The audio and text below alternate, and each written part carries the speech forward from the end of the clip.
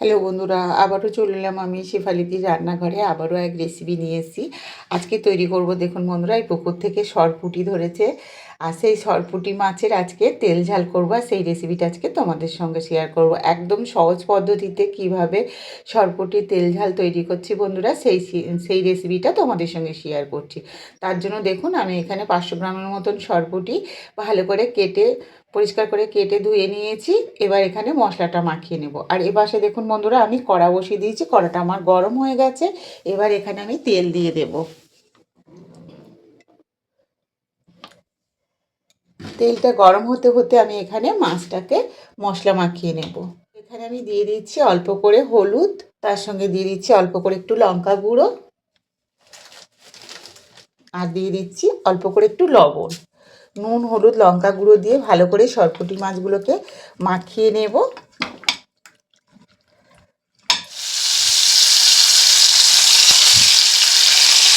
এক একটা করে মাছ এইভাবে দিয়ে আমি মাছগুলোকে ভেজে নিচ্ছি। দেখুন বন্ধুরা, মাছটা আমার ভাজা হয়ে গেছে। এবার মাছগুলোকে আমি উল্টে দেবো, এই পাশটাও ভেজে নেব।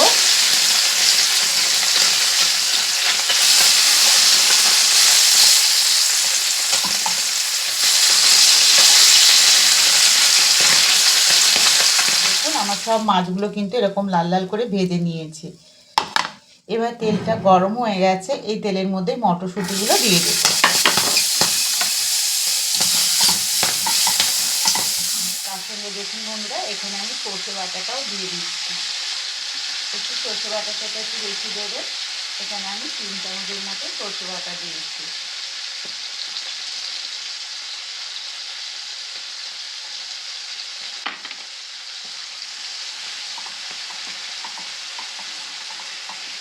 এখানে 1 চামচের মতন হলুদ গুঁড়ো দিয়ে দিলাম। তার সঙ্গে দিয়ে দিচ্ছি লঙ্কা গুঁড়ো 1.5 চামচের মতো, আর এর সঙ্গে দিয়ে দেবো 1 চামচ জিরে গুঁড়ো।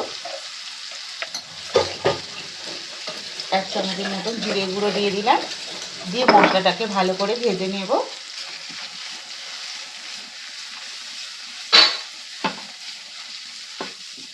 এই মশলার মধ্যে 1 চামচের মতন কসুরি মেথি দিয়ে দিয়েছি। দিয়ে আবারও মশলাটাকে ভালো করে কষিয়ে নিচ্ছি। এখানে এবার দিয়ে দিচ্ছি 3 চামচের মতন টক দই।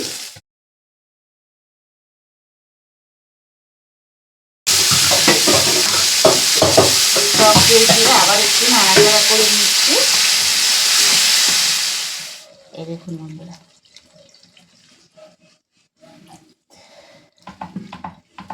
আমি লবণ আগে দিইনি বন্ধুরা, লবণটা দিয়ে দিলাম 1 চামচের মতন। দিয়ে আবার একটু নেড়ে নিচ্ছি।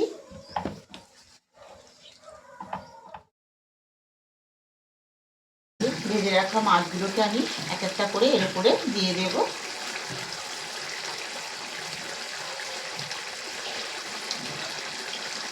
দিয়ে আবার একটু নেড়ে দেব।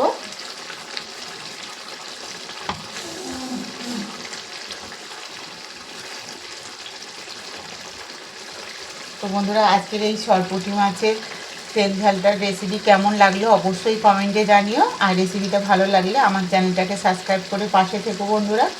আর ফেসবুক থেকে দেখলে একটা ফলো করে দিও। কমেন্টে অবশ্যই জানিও আজকের এই সরপুঁটি মাছের তেল ঝালটা কেমন হয়েছে।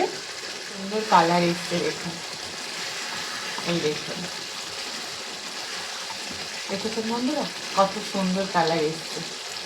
তো এইভাবে ঝটপট বানিয়ে নিন সরপুঁটি মাছের ঝাল ঝাল রেসিপি।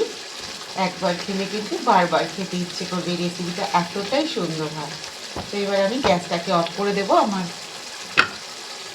মাছের ঝালটা রেডি হয়ে গেছে। গ্যাসটাকে অফ করে দিয়ে আমি একটা প্লেটে নামিয়ে নেব। এটা কেমন লাগলো বন্ধুরা অবশ্যই কমেন্টে জানিও। আর এই সরপুঁটি তেল ঝালের রেসিপিটা যদি ভালো লাগে, শেফালিদি রান্নাঘর চ্যানেলটিকে অবশ্যই সাবস্ক্রাইব করে নিও। আর ফেসবুক থেকে দেখলে একটা ফলো করে দিও। আর আমার চ্যানেলে নতুন বন্ধু হলে চ্যানেলটাকে সাবস্ক্রাইব করে পাশে থেকো বন্ধুরা। সবাই ভালো থেকো। আর কমেন্টে অবশ্যই জানিও আজকে রেসিপিটা কেমন হয়েছে। সবাই ভালো থেকো। কালকের আবার দেখা হচ্ছে নতুন এক রেসিপি নিয়ে।